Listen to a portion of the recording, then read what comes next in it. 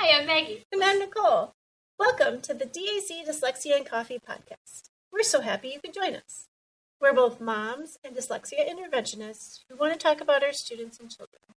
What dyslexia is, how it affects our kids, strategies to help, and topics related to other learning disabilities will also be covered in this podcast. Parents are not alone, and we want to give voice to the concerns and struggles we are all having. This is a safe place to learn more about how to help our children grow and succeed in school and the world. Grab a cup of coffee and enjoy the conversation. Hi, everybody.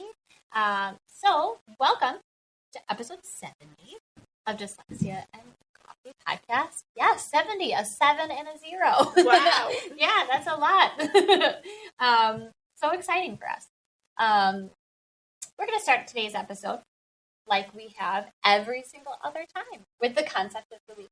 So the concept of the week is our opportunity as practitioners to kind of pull back the curtain a little bit and let everyone into an intervention session. So we like to talk about things that either we would teach directly to our students or their parents and families. So today's concept of the week is something really pretty important, and it is the 25th percentile. I should back up a little bit and define percentile. Yes, I think so. Not everyone is going to know that term, and that's okay. So a percentile is a way of measuring a large group of people kind of against their peers usually, right? Yeah. So a percentile is not the same thing as a percentage. Correct. A percentile, think back to your, 10th grade stats class, right? And think back to that bell curve, right? Where you have those up, around, and down, right? And that part of the bell curve is what's considered the normal range. So the 25th percentile is, it's also known as the first quartile. It represents the value at which below, right, so 25% of people would have scored below that, and then 75 would have scored above that. Right. Okay. The 25th percentile is generally considered the cutoff for the quote-unquote normal range. The normal range in percentile speak is typically between the 25th percentile and the 75th percentile. Which is a big range.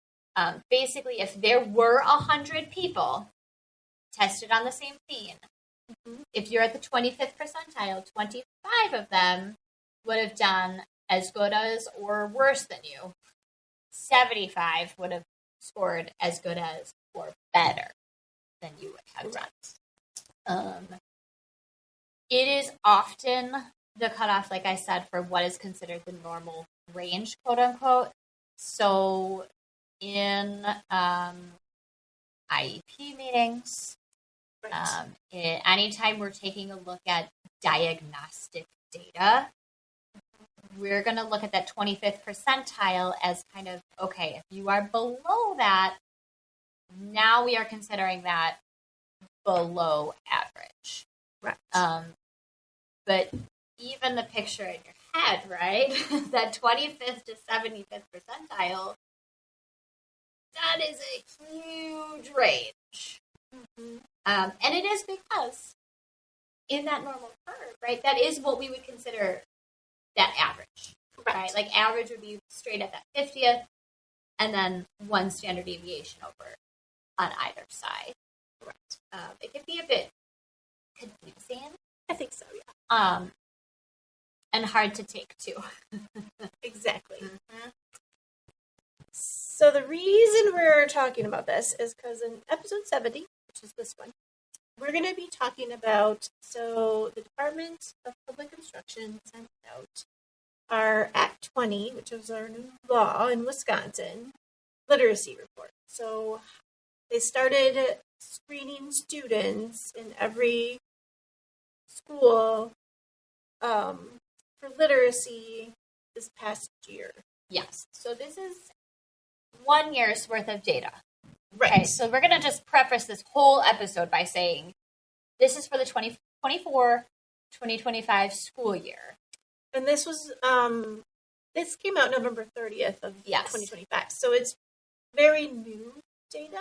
Yes. And very concerning data. For me, I think. Yeah, absolutely. Very concerning. Not surprising. Right. The reason this law was enacted is because we were not doing so hot. Right. Okay. And this data is not really based on any really good interventions being applied. Correct. So this is more or less baseline data. Correct. So for our baseline, they said around 36 to 43% of kindergarten through third graders, that's the group that were tested, were identified as at risk. So they were scoring below that 25th percentile in reading. Oh, that's a lot of students. That's a lot of students. Yeah. Yeah, approximately 36.8% of students in grades 4K through 3 fell below the 25th percentile on universal reading screeners. So in the state of Wisconsin, that is the Ames Web data. Mm-hmm. Every parent who has a child in public school in the state of Wisconsin is required to be screened using Ames Web. And the schools are also required to share all of that data with parents. Yes. So this translates to over 93,000 students requiring a personal reading plan. So if you are under the 25th percentile, the law said you had to have a personalized reading plan. What that is kind of a little more not specific. Squishy, of course. And that's a lot of students. That's a lot of students.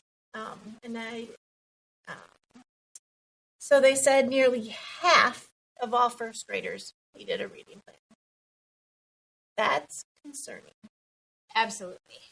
DPI highlighted strong school participation and commitment to the requirements, viewing the data as, a baseline, just like we said, for improving instruction. This tells me we only have up to go, I hope, right? Right. Nearly half of all first graders needing these personalized reading plans. That means we're not doing what we can in early intervention. So this is, okay, now what, right? This is now what data. And the long-term effect for this is that lower literacy, that creates significant challenges for future education and workforce readiness, right? Because you need that for work.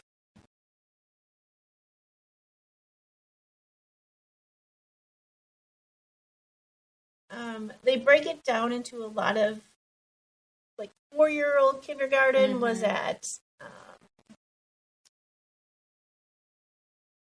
think it was wasn't that low because they're still learning. They're still learning, and it's not required yet, right? So also think about 4K enrollment is not required in Wisconsin. Is not required in Wisconsin, and not all public schools offer 4K. Correct. So that makes sense why that was lower. Right. That data is not it's not the same.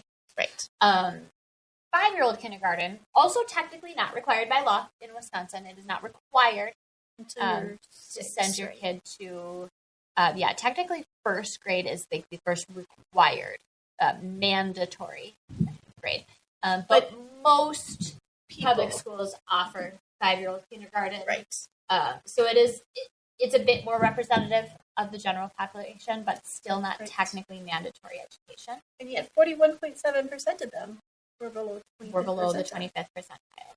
Again, this is where kindergarten is a tricky beast. It is, because everybody's at a different level, right? Because that bell curve 5K is completely. You're still learning how to be in school. You're still learning how to sit still, how to follow directions. Learning, right? As far as true reading skills go, you're learning letter-sound relationships. Right. You're doing CVC words. You're doing some sight words. You're really learning the basics. Some kids come into 5K already reading, and some have never opened a book. Yeah.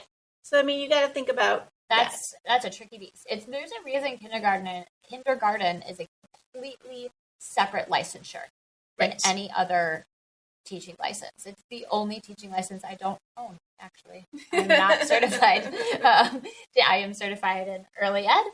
I'm certified 1 through 12, but I am not certified in kindergarten because it's different. But where it starts getting concerning is in first grade, right? Yes. 46%. Second grade is 40%, and third grade is 41%. Mm-hmm. Which they're kind of staying. They're not really moving. And that's not really something that you want to see. That is concerning. Again, it is very concerning. And when you factor in things like confidence interval, right? So in statistics, the confidence interval means like how confident are we that this data is true? And usually it's like 5 percentage points on either side. So like 46%, right? That could go all the way up to like 51, right? Or all the way down to 41. Mm-hmm. So when you look at these numbers, they are very consistent. These are all within what is typical for that confidence interval, meaning pretty static data. Right. Yeah. And like we said, they're not comparable to other years because they're using different measures. And so this is kind of our first round of data that we're actually looking at. Yes. What's good about this? Right? This is definitely something we have to search for good, right? Right. We are, what is good about this is while I have issues with the way Act 20 has been implemented, I'm happy to see that most districts in the state were compliant with Act 20. Yes. Meaning they were taking this data as was required of them. Mm-hmm. Similar measures in other states have not been as successful in terms of the school districts actually participating. Yeah. So what is good here is this is data that should represent the state pretty well, meaning with proper instruction, we should be able to see this data improve. Right. So in that way, again, I'm not happy about the state of things. I'm not okay with where we're at. Right. But I'm hoping this at least is a little concerning enough that we've got more momentum behind us. Correct. So just to compare, on average, in 2024, it said that 79% of U.S. adults were literate, but they don't really give us how literate. How literate and based on exactly what measures. Exactly. So that's really hard for us to compare again. Totally that. And then 21% were illiterate. What do they call illiterate is beyond me. Mm-hmm. But what's interesting is 54% of adults have a literacy below 6th grade level, and 20% are below a 5th grade level. Yeah. So that's actually quite a few adults that definitely.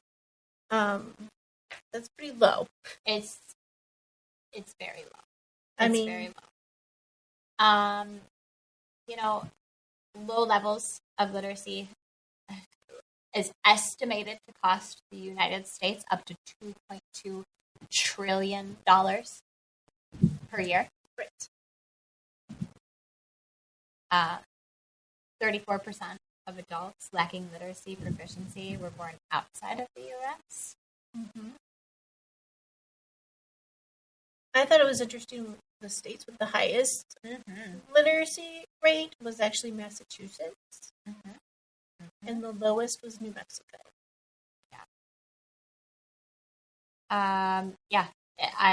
New Hampshire. So interesting that in, Massachusetts, highest rate of child literacy, but New Hampshire was the state of the highest percentage of adults considered literate.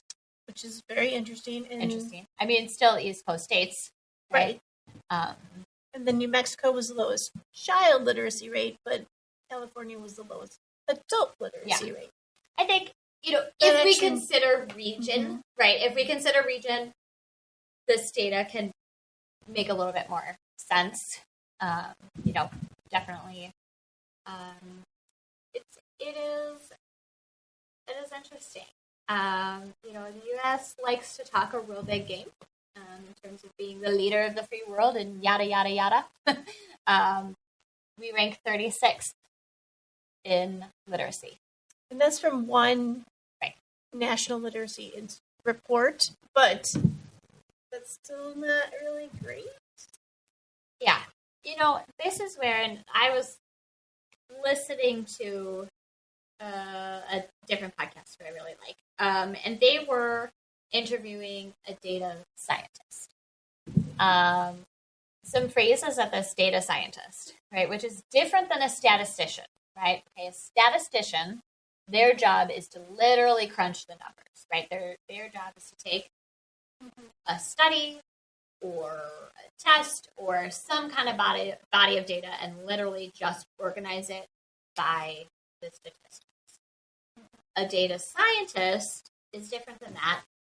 Generally, they are the person who is looking at the data and then trying to interpret what it actually means. Right. And this data scientist, who it is their job to do this, they were saying basically two phrases that they wanted eliminated from vernacular were like the data speaks for itself because does it? Does it? No. Because it depends on who you ask. Exactly that.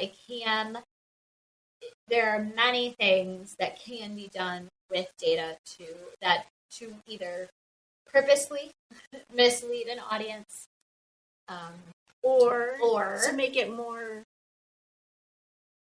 correct. Correct. Exactly. But you're never going to be 100%. No, because that is not how a human brain works. It just isn't. Right. So part of this is, especially in education, and other fields are like this too, but especially in education, we are taught to read studies with a very side-eye, suspicious kind of lens, because who's publishing these studies? Why are they publishing these studies? Right. What are they trying to sell? What's going on? What's the purpose of this? So I try to be really careful, even with data that is highly concerning. Like half of our first graders are not reading to the level that they should be. But also, this does not fully tell us why. Right. It doesn't give us the whole picture. It doesn't give us the whole picture. Now, what we know from our own backgrounds in structured literacy and science of reading, right, which is also becoming a term that is being used to sell bad products, which is very frustrating to me, is that we do know what to do to intervene here. Right. How we scale that is a whole other ball of wax, right? How do we actually do this? We do know from multiple bodies of data that early intervention is key. So how do we get that into the hands of the people who really need it? And that it does remain to be seen. I've been hearing a lot of feedback from our 5K through third grade teachers about the reading plans, the personalized reading plans, and how they're quite cumbersome.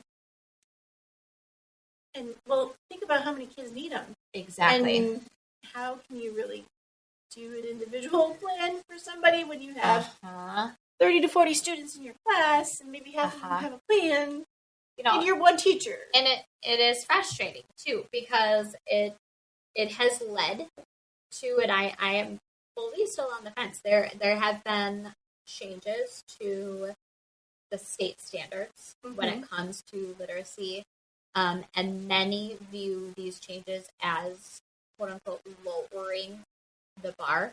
Right. I'm skeptical of that view, to be honest, because for a long time, what I was seeing in the field is these completely unrealistic standards for like a first grade kid. Like one of the first grade state standards is like synthesizing information to make a multi-step story. And what we know from human development is like their brains are not ready for that. No. So I am suspicious of the quote unquote lowering of the bar. Like, are we lowering the bar, or are we being more realistic and lining our standards more with what we know about brain development? That's good. In this, especially where we live, I mean, full disclosure, where we live in Waukesha County is like can be a little uppity. Can be a little, we want our academic excellence, and of course we do. Of course we want academic excellence for all kids, but also what is realistic, like what can their brains actually do? Right. So I think there's a lot of different ways that we can take this data, and while this is alarming and concerning, it is, I don't think this is like doomsday data. Right. So I'm actually a little hopeful that we now actually have a system for collecting all this data. Yeah. And we can compare it next year. Yeah, exactly. We can see what happened. What happened. Obviously, that's what you do, right? Is you collect data and then you kind of make a plan around the data. Yeah. If it goes up, we're doing a good job. Yeah. I mean, if it goes down. Right. If it goes down, not so much. Right. But it is hard. I am also hopeful that we have enough patience to give the structured literacy interventions enough time to show growth. Right. Because what we know from working with students here at the center is when they initially first start working with us, sometimes we actually see a dip in like their math scores. Right. Because we are asking them to slow down, use their tools, which reflects poorly on their fluency score, which still is the end-all be-all. Frustrating to me that's like the only measure we care about. It seems like, yes, that's frustrating. I'm not trying to poo-poo fluency. I just don't think it deserves the credit it gets all the time. Right. But it's like we actually sometimes see a dip before we see a rocket ship up to the moon. Exactly. So I'm concerned that if we do see a dip next year, people are going to be up in arms and say, "Oh my God, this isn't working." When actually, it's just the dip we normally see. When it's actually we need a couple more years. Right. Yeah. So just so you know, you can look up also in our state by school the literacy rates. And I think every state has that posted somewhere. Your Department of Education probably has that list somewhere. So like if you're thinking about after this episode, what does my school look like? You can go look it up. Yeah, you can. And every district must have a representative too that can speak to that data specifically. So, yeah, if you're curious, look it up and, contact your child's school district. They should be able to answer that question. Correct. So, Maggie, what's happening beyond dyslexia? Oh, my goodness. So as we record this, it is the middle of December, which means crazy. It is the last week of school before Christmas break. Yep. And for the second year in a row, every single day this week at school has a theme. Oh, ours too. I want this trend to stop. I know. It won't. It won't. It won't. It won't. It won't. But I know. We're going through the same thing. I just don't like it. I want off this train. I want off this every day. So, tears again this morning because my sweet unorganized boy couldn't find his one holiday sock. Because it's holiday sock and or slipper day. Of course it is. Of course it is. Today was red or green day, or both. But yes, candy cane day yesterday. We had candy cane day too. Who has that? Who has that on hand, people? What? What? Not candy cane day. At least tomorrow is PJ day. Yeah, my Friday is PJ day for our guys. That's what I mean. Fridays. Yeah. I know, it's unfortunately still Wednesday. What's going on with you, Nicole? Well, we're still in that too. And then we had to redo our son's birthday treat today because we didn't send enough yesterday. His birthday is actually over the holiday season, so they're doing it early. And I thought something was looked up and it wasn't, and so we had the wrong number of kids. So not every kid got a treat yesterday. So guess what? We went out last night. We picked out a new tree, and we sent enough today. Well, you know what? There we go. Ta-da! And that's what being a human parent means. Exactly. Listen, folks, we're real people in real life. We don't have all the answers. Sometimes, what's that called in golf? A mulligan? Like a mulligan. Yeah. Yes. Well, thank you, everybody. Please follow us on social media and reach out if you have any questions or you would like us to discuss a topic. If you do like our show, be sure to follow and rate our show on your favorite podcast players. This is how we reach more listeners, and that's how we get to help our families. Thank you, everybody. Thank you.